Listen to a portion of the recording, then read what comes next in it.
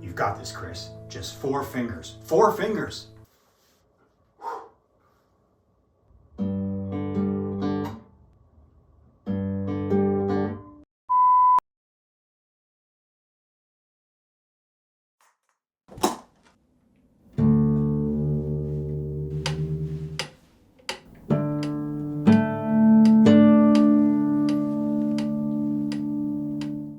Hey, it's Chris from Good Enough Guitar, where we tackle the psychology of practice in your journey to become a better player. I may not be an expert guitarist, but I do have a PhD in motivation, so let's see if we can't figure this out together. And if you find these videos helpful, be sure to subscribe, like, and send me a comment. Let's jump into it. Do you ever look at fingerstyle guitarists and say to yourself, that looks way too hard. I'll never be able to do that? Do you look at your fingernails and think they need to be as long as claws in order to play fingerstyle guitar? Do you observe fingerstyle guitarists in amazement and wish that you could do it, but you really just don't know where to start? Maybe you have mustered up the motivation, and perhaps when you sat down to try it, things went a little bit like this. Fingerstyle guitar is always something I've wanted to do. I'm going to try it. But that fingernail is too short. That fingernail is too long. Now, that fingernail's just right, but there's no point really in starting until my fingernails are all the same length. I don't think it's time to start just yet. I better be patient and wait until my fingernails are all grown to the same length. And I better take some precaution to make sure that nothing happens while I wait. I think this ought to do the trick.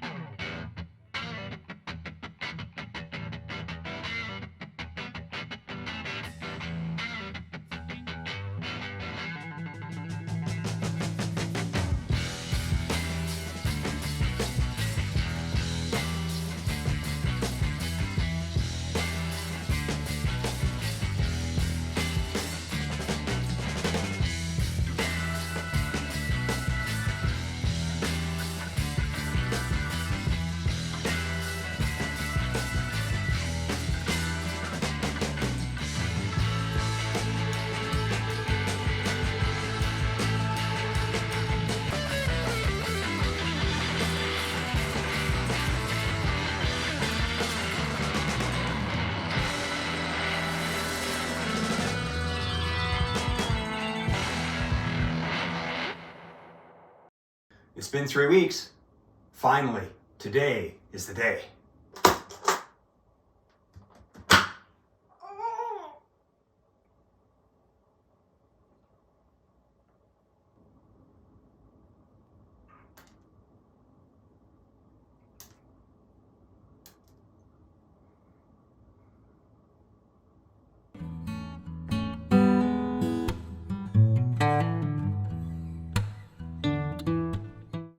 It seems to be a common belief or misconception that fingerstyle or fingerpicking guitar is something that is reserved for only those really good guitar players, and that it's not a technique that is meant for early stage guitarists.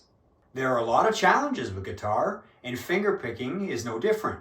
And there really is no good reason as to why you should wait until your guitar playing improves in order to start practicing fingerstyle or fingerpicking guitar.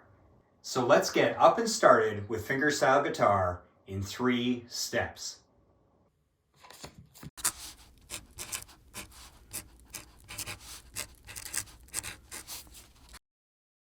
So the first thing we need to do is to label our fingers so we know which fingers to use on which strings.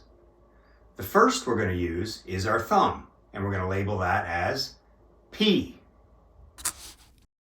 Our index finger is I, our middle finger M, and our ring finger is going to be labeled as A.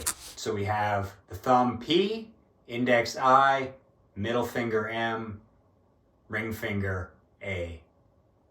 In fingerstyle guitar, we're not going to be using our pinky finger, and so we don't need to include that.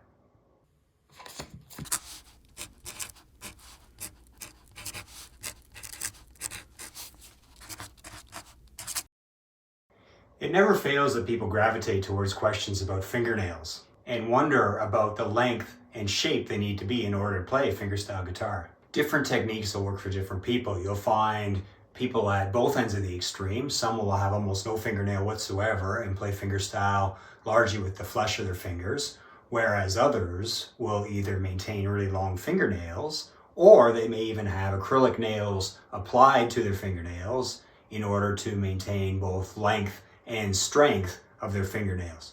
There are two approaches I tend to take, the first being on the edge of the fingernail to create a ramp so that the string of the guitar slides nicely and releases. The second is that I have quite hooked fingernails for both my middle and ring fingers on my right hand. So what I do is I also create what I call a slipway, where I file underneath the nail so that the string will also slide from underneath and not tug or snag when it's playing across the string.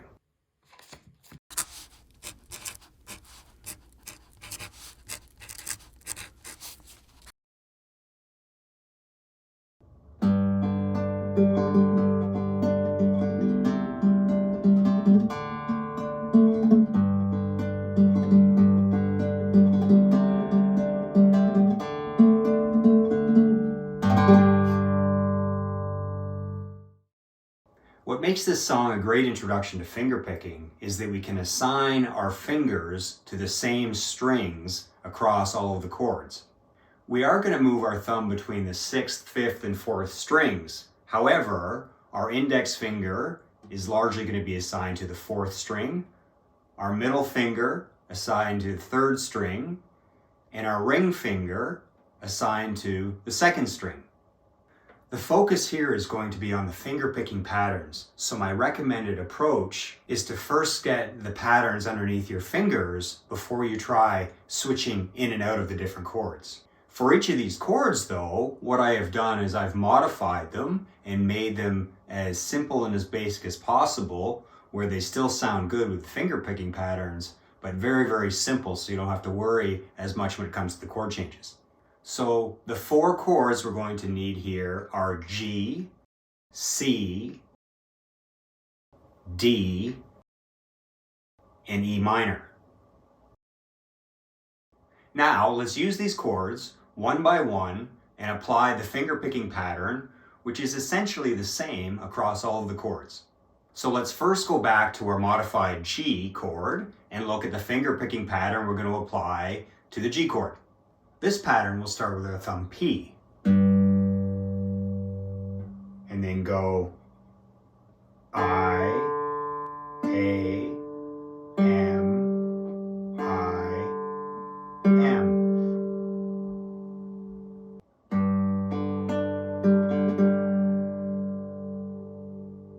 Now let's hold that chord and repeat the pattern, slowly building up speed over time as your muscles begin to remember what that pattern feels like. Using a metronome may help make this process a lot more efficient, but be sure to start slowly and gradually build your way up.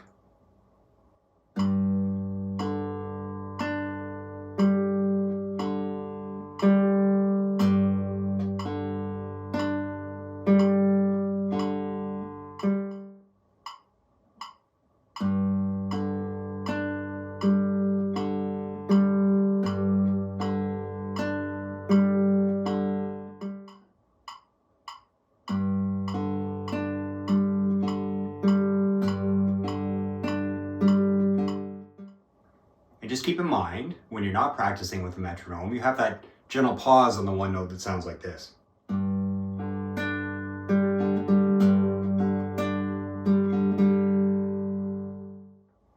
So there's our process. Now you just repeat the same thing chord by chord, being mindful of the variations in the picking pattern. So for the C pattern is very, very similar. However, what we're going to do is do P, M, A, M, P, M.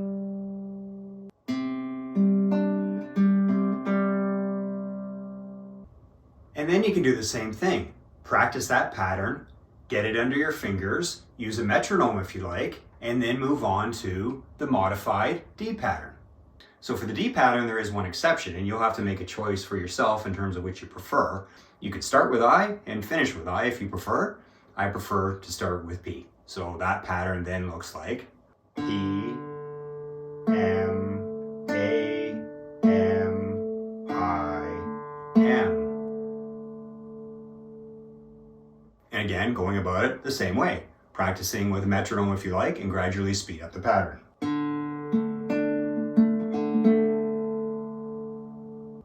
Finally, we're going to practice our E minor finger picking pattern, which is very similar back to the G pattern. P, I, A, M, I, M. So together that sounds.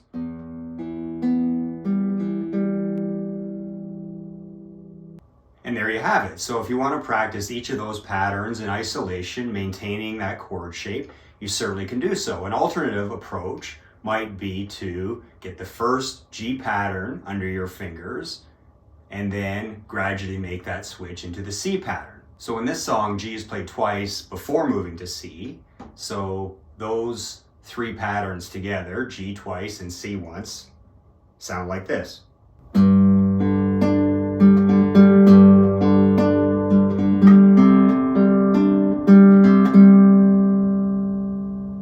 Now, to piece it all together, here is how the entire introduction goes from chord to chord using those same patterns. The first phrase will be G, G, C, and D, and you'll play that sequence twice. The second sequence is E minor, D, C, and G, which you'll also play through twice. And the final sequence you'll go through once goes from E minor to G, E minor to G, E minor, D to G. So when you're working through this, take your time and be patient. This is a great song, but it's also a great place to start in learning how to play fingerstyle guitar. I hope this video encourages you to give fingerpicking a try. If you take a chance and give it some effort, fingerpicking guitar need not be a source of excessive frustration. Nor does fingerpicking guitar need to interfere with your daily routines.